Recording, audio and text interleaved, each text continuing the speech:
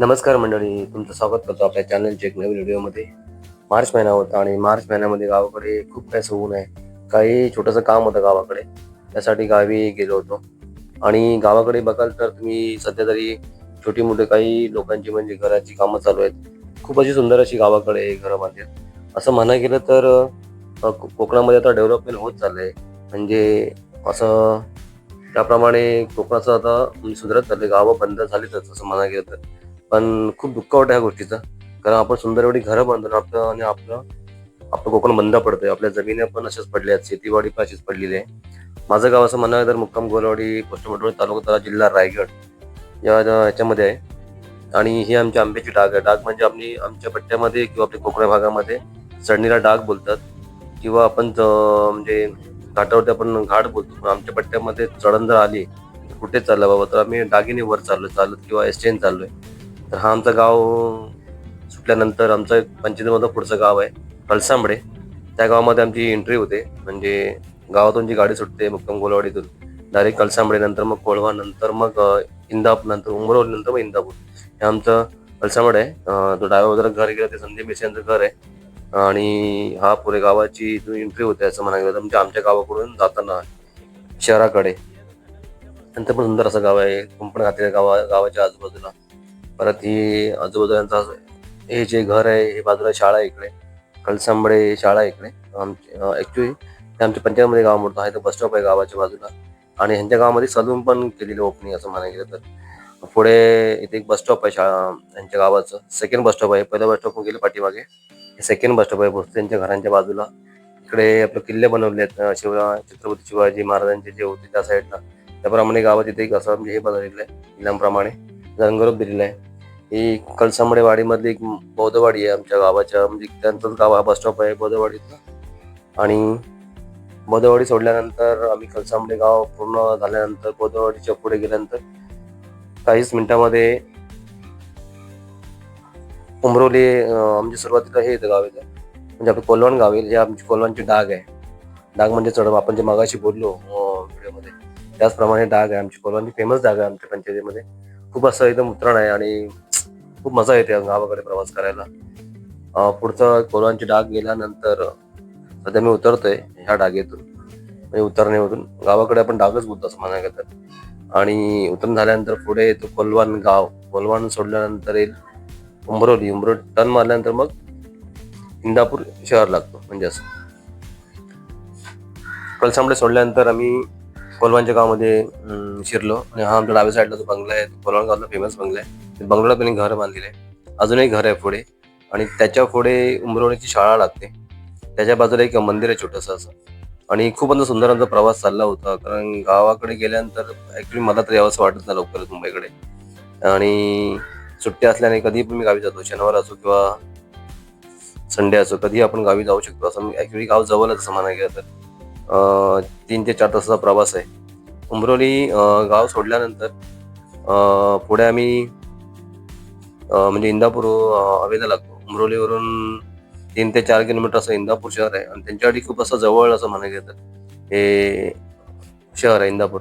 आमच्याकडून म्हणजे गोलवाडीतून असं कमीत कमी 7 ते 8 किलोमीटर पडेल इंदापूर शहर. तर इंदापूरमध्ये आमचं सर्व काही आमचं बाजारपेठ आहे. त्याच्यामध्ये शाळा असतील, कॉलेज असतील किंवा बाजारपेठ असेल, डॉक्टर असतील, काही काम असेल तर इंदापूर शहरामध्ये जावं लागतं. आणि हे आमचं जे आमचे विक्रमवाले आहेत, ज्यावेळी गावात काही गरज लागते गाड्या वेळेत, तेव्हा मी यांना बोलवतो. महेशला आमच्या, त्यांचं घर होतं पाठी गेलं ते. आणि जस्ट आम्ही उमरोलीतून बाहेर पडतो काहीच मिनिटांमध्ये.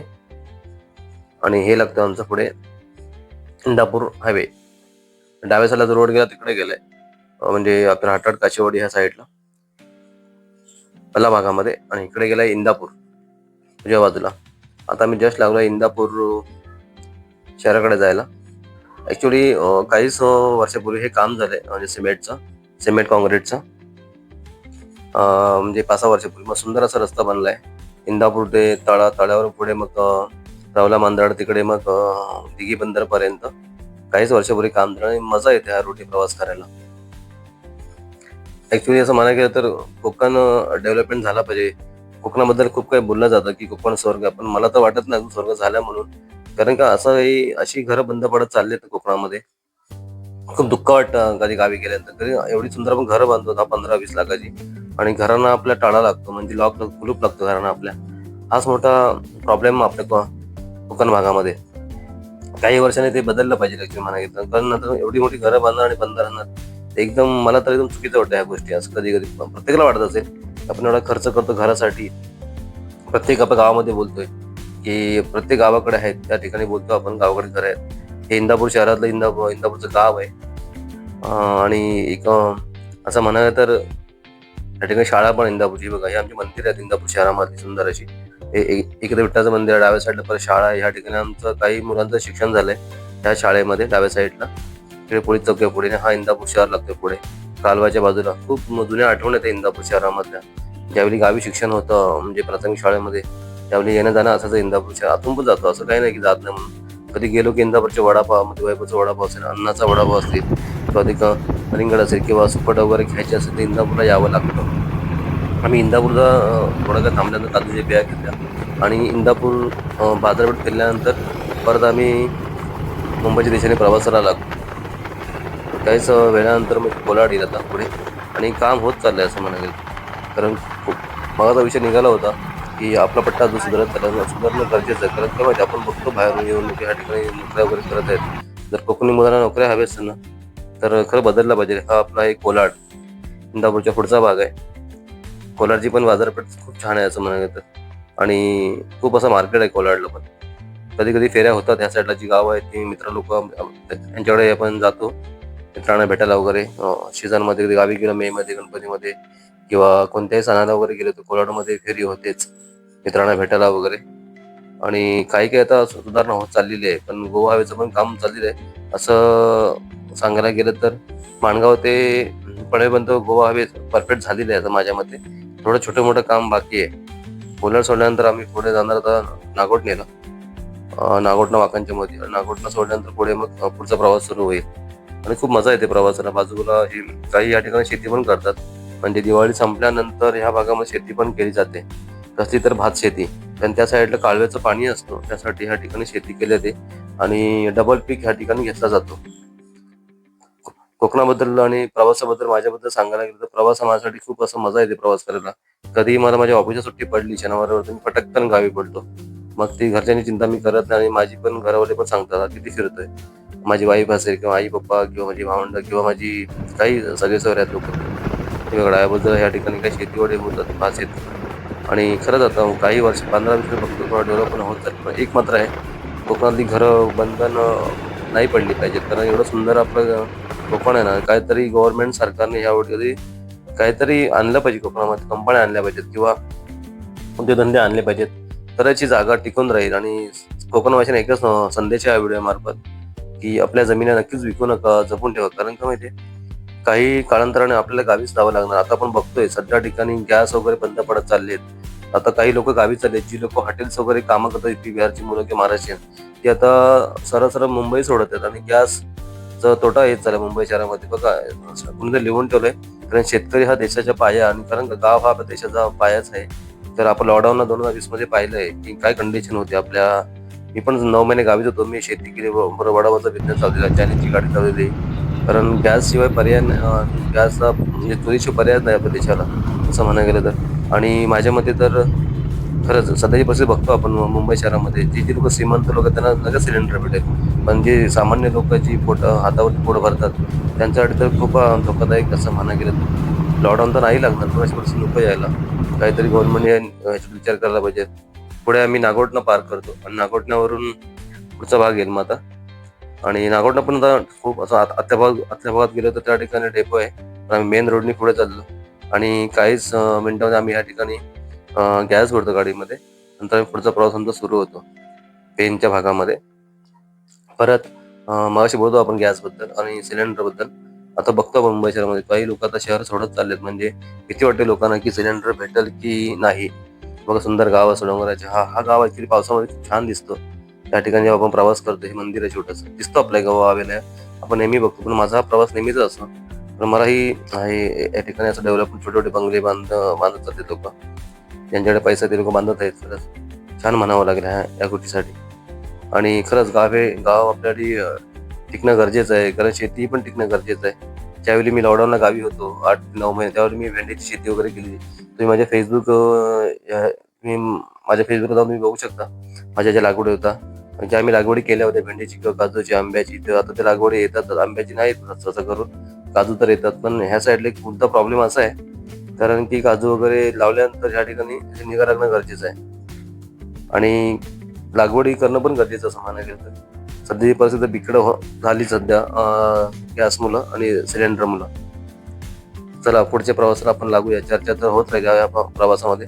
आम्ही ज्यावेळी प्रवास करत होतो पण ही चर्चा होत होती की लॉकडाऊन होणार आहे की नाही. पण माझं म्हणणं असं लॉकडाऊन तर नाहीच होणार. काय ते सरकारवरती निर्णय काढेलच आणि काही लोक म्हणजे काही लोक घाबरलेले आहेत असं म्हणायला.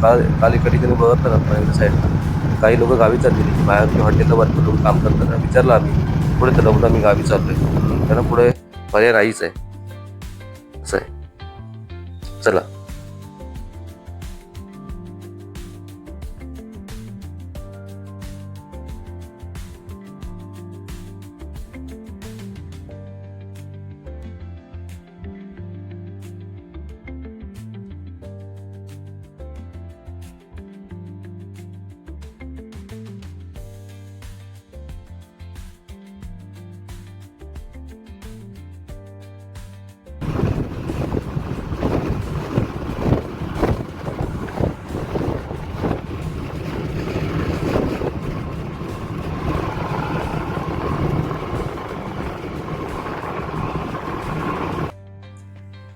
आणि पुढे आम्ही वडका सोडल्यानंतर परत आम्ही पनवेलच्या दिशेने म्हणजे प्रवास सुरू केला. डाव्या बाजूला बघतो आपण सुंदर अशी झाडं आहेत आमच्या उजव्या बाजूला पण. आणि बडकलचा जेव्हा ब्रिज बनल्यापासून आहे ना प्रवास एकदम सोपा होत चालला. कारण जो खालचा जो हॉटेल होता ना उपकर हॉटेल तो बंद पडण्याच्या मार्गावर. कारण का माहिती ब्रिजचा वापर सर्व भरपूर लोक करतात, 90% लोक करतात. ज्यावेळी ब्रिज नव्हता त्यावेळी त्या ठिकाणी बघा समोर दिसतो बघतो आपण मुंबई पनवेल. पुढे आता काहीच मिनिटांमध्ये पनवेल येईल. रामोडी गेल्यानंतर पेन पनवेलने पुढे मग आपण मुंबईच्या दिशेने जाऊ. ज्यावेळी भडकलचा जो ब्रिज नव्हता त्यावेळी आपण खालून जायचो. त्या बाजूला एक उपकार हॉटेल आहे. हॉटेलला आता चहा वगैरे मस्त नाश्ता वगैरे व्हायचा. पण त्या जुन्या आठवण्यात उपकार हॉटेलच्या आता ते बघतो पण हॉटेल नेहमी कधी बघतो रेस्टॉरंट गेलो ना तर बघतो आपण एकदम बंद पडण्याच्या मार्गावर आहे ते. आणि ही बाजारपेठ आहे बाजूला होते पाठी गेलं ते. आणि आम्ही पुढे कर्नाल अभयारण्यामध्ये एंट्री मारली. मस्त मजा आली प्रवासाला. आणि या ठिकाणी माकड वगैरे बसले जातात. मस्त संरक्षण वगैरे भिंत बांधलेली आहे पत्र्याची वगैरे. कारण का माहिती काही ठिकाणी या ठिकाणी ऍक्सिडेंट वगैरे होतात, माकडे मारावी नाहीत म्हणून त्या ठिकाणी गव्हर्नमेंटने सरकारने हे असं बांधलेलं आहे. आणि खरंच हा चांगला म्हणजे दिमाग लावलाय कोणी लावलाय त्यांनी त्याच्या माइंड प्रमाणे. कारण त्याच्यामुळे माकडं वगैरे वाचले जातात, जे जनावरं असतात किडे वगैरे खायला येतात. अभयारण्य सोडल्यानंतर आम्ही पुढे रामोडीच्या दिशेने प्रवास करतो. कर्नाला अभयारण्य सोडल्यानंतर खूप मजा येते. कधी जरी मी वेळ असेल ना अभयारण्यामध्ये जावं आतमध्ये, खूप असे पक्षी वगैरे बघायला भेटेल तुम्हाला, प्राणी वगैरे बघायला भेटेल अभयारण्यामध्ये. एक वेळेला मी गेलेलो आणि पुढचा प्रवास सुरू होतो. कोकणाबद्दल म्हणायला गेलं तर खूप काही असे मुद्दे आहेत, पण मुद्दे एकाच व्हिडिओमध्ये होणार नाहीत. काहीच व्हिडिओमध्ये तुम्हाला सांगत असं नेहमी. पण कोकणातल्या मुलाने हा नक्कीच इंटरेस्ट घेतला पाहिजे, आपल्या जमिनी तर जपून ठेवल्याच पाहिजे. कारण लक्ष पाहिजे आपल्या गावाकडे, आपल्या घराकडे वगैरे. सरकारला एक विनंती आहे व्हिडिओ माध्यमातून काहीतरी केलं पाहिजे कोकण पट्ट्यामध्ये. कारण घरं एवढी बंद पडत आलेत ना, काही वर्षांनी वाळवंट होईल की अशी भीती वाटते कधी कधी. जर असं होत गेलं तर घरच बंद पडली, शेती नष्ट होत चालली. सध्याची परिस्थिती बघतो आपण त्या देशामध्ये काय घडत चाललंय. बाहेरच्या 2 देशामुळे आपल्या देशाची प्रगती कशी थांबत चाललेली आहे. आणि आपण खूप असं परिस्थिती म्हणजे लोक बघतो सध्याची कंडिशन मुंबई शहरामध्ये. विरारमध्ये लाईनी लावायला लागली थोड्यापाड्यामध्ये किंवा ह्या साईडला की गॅस सिलेंडर लोकांना भेटत नाही. कोकणाकडे जर छोटा मोठा उद्योग आल्यानंतर लोक आपली कोकणी मुलं आपली गावी राहू शकतात. 30-40 हजार पगारची नोकरी आली ना, सामान्य शिक्षण कमी आहे किंवा शिक्षण जास्त त्या लोकांना, तर आपण खरंच एकदम स्वस्तामध्ये आपण नोकरी करू शकतो. मुंबईमध्ये मध्ये घरं घेण्यापेक्षा आपण गावाला सुंदर अशी घरं बांधू शकतो. आणि पनवेलला प्रवास केल्यानंतर मी पनवेलचा ब्रिज क्रॉस केल्यानंतर आम्ही उरणपट्ट्यातून निघतो. त्या ठिकाणी टॉवर वगैरे मस्त असे बांधलेले आहेत. मी पलास पे भागाला डाव्या साईडला खूप सुंदर अशा बिल्डिंग आहे बांधलेल्या त्या ठिकाणी. ज्यावेळी पनवेल जुना असा नव्हता काही वर्षापूर्वी, पण डेव्हलपमेंट होत चाललं रायगड जिल्ह्यामध्ये. आणि खूप सुंदर असे टॉवर बांधलेले आहेत पलासचे डाव्या साईडला भागामध्ये. आहेत काही मित्र म्हणजे दिसतात ह्या ठिकाणी गेल्यानंतर की आम्ही ह्या ठिकाणी राहतो म्हणून खूप बरं वाटतं. आणि सुंदर असा डोंगर भाग बाजूला, डोंगर फोडून पण घरं बांधलेली चालली आहेत. काही गोष्टी चुकीच्या आहेत पण आपण त्या सांगू शकत नाही लोकांना समजणार नाहीत. ते डोंगर फोडून जे घरं बांधत चालली आहेत ना ते ऍक्च्युली निसर्गाला ते धोकादायक आहेतच. एक बाजू म्हणा गेलं, पण तो विषय मांडणार कोण? मांडणाऱ्यालाच तोंड दाबलाच असं म्हणा गेलं तर. पण सुंदर डेव्हलप होत चाललं ह्या ठिकाणी आणि सुंदर असं आहे डोंगर बघा ना. पावसामध्ये खूप ह्या ठिकाणी व्ह्यू असतो. मजा येते हा प्रवास करायला. पावसात नक्कीच मला पुढे पुढे व्हिडिओ येत राहतील ह्या आपल्या प्रवासाच्या. म्हणजे इंदापूरपर्यंत म्हणजे ऑलरेडी मी निघतो गावी कधी विरारवरून निघतो किंवा मुंबईवरून निघतो येणं जाणं आणि तुम्हाला व्हिडिओ नक्कीच बघायला भेटतील. पुढे गेल्यानंतर खूप मजा येते हा प्रवास शॉर्टकट आहे. आतून आपण निघत नाही. आतून त्या ठिकाणी ट्रॅफिक असल्यामुळे बाहेरून यावं लागतं. कारण ड्रायव्हरनी पण आपला मित्रच अविनाश घाटवळ म्हणून खूपच त्याने शॉर्टकट आणलाय. एका बाजूला इकडे विमानतळचं काम चालू आहे आणि काम तर पूर्ण 90% झालेली असं म्हणायला गेलं तर. आणि खूप मजा येते या साईडला प्रवास करणं. नवी मुंबईमध्ये एंट्री वाशीला गेल्यानंतर खूप म्हणजे एकदम डेव्हलपमेंट होत चाललंय. म्हणजे ऍक्च्युली काही वर्षापूर्वी असं मी ऐकलं होतं की नवी मुंबईला स्वच्छ नवी मुंबईहून त्याला एक पुरस्कार भेटला होता. दरवर्षी भेटत असं म्हणतात काही लोक. आणि खरं स्वच्छता आहे नवी मुंबई. काही काही भाग खराब आहे, काही जागा अशा आहे एकदम खूप छान आहेत बघायला वगैरे. आणि प्रॉपर्टीचे रेट पण त्या ठिकाणी वाढले. हा वाशीचा ब्रिज आहे, बाजूला डाव्या साईडला छोटी खाडी आहे आणि वाशीच्या ब्रिज आम्ही पुढे चाललेलो आहोत. तिथून म्हणजे रेल्वे दिसतात जाताना वगैरे. ज्यावेळी रेल्वेने प्रवास करतो हा रोड दिसतो आणि ह्या रोडनी प्रवास करतो त्यावेळी तो ब्रिज दिसतो. हाच फरक. मी ऍक्च्युली सर्व बाजूनी प्रवास करतो, फक्त गाडीचा प्रवास कधी करत नाही. टू व्हीलर वगैरे फोर व्हीलरनी प्रवास करत असतो. वाशीला पण नवी मुंबईमध्ये पण सुंदर असे रस्ते बांधलेले आहेत आणि खरंच मजा येते या प्रवासाला आणि शॉर्टकट प्रवास होतो. आता काही लांब नाही राहिलं. गोवा हवेचं काम झाल्यापासून 2.5 ते 3 तासाचा प्रवास आहे इंदापूरपर्यंत. म्हणजे विरार टू इंदापूर असेल किंवा गोरेगाव ते इंदापूर असेल, प्रवासाला खूप मजा येते आणि नक्कीच मी ह्या प्रवासाचा एन्जॉय घेतो. तुम्ही पण घ्या, तुम्ही पण सांगा कमेंटमध्ये आमचा प्रवास कसा असतो. तुम्ही कुठे प्रवास करता. प्रवास हा माणसाने केला पाहिजे माझ्या मते. कारण 4 गोष्टी लोकांना माहिती पडतात, आपल्या ज्ञानामध्ये भर होते, लोकांशी बोललं जातं. सुखदुःखामध्ये पण आपण गेलं पाहिजे. नुसतं माणूस म्हणून जगणं महत्वाचं नाही, सुखदुःखात पण आपण इंटरेस्ट घेतला पाहिजे. आणि खरंच सुखाला नाही गेलो दुःखाला 100% जाणं गरजेचं आहे. आणि दुःखात जाणं सर्वात मोठी भाग्य आहे. सुखामध्ये केवढी गरज नसते, दुःखामध्ये खूप मोठी गरज असते जाण्याची. मी तर नेहमी जात असतो सुखदुःखामध्ये आणि माझं ते कामच आहे. किती मला काय बोललं तर मी माझ्या बॉस लोकांना किंवा घरच्या माणसांना काहीतरी पटवून वगैरे पटकन पलटी मारतो आणि त्या ठिकाणी मी हजर असतो. सर माझ्या मित्रांना माहिती आहे, पुढे गेल्यानंतर आमची गाडीच बिघडली आणि टायर आमचा पंक्चर झाला. अविनाश आणि आम्ही हवेला गाडी थांबवतो वाशीला. गाडीचा आम्ही पूर्ण टायर बदलून नवीन टायर बसवला. गाडीचं काम झाल्यानंतर काही लोक होते ते गोरेगावला गेले आणि मी पुढे विरारला गेलो. नक्कीच मी थांबतोय मित्रांनो. मला व्हिडिओ आवडल्यास व्हिडिओला लाईक करा, शेअर करा, कमेंट करा, चॅनलला सबस्क्राईब करायला विसरू नका. तोपर्यंत आपण अशा नवीन व्हिडिओ घेऊन येत राहू.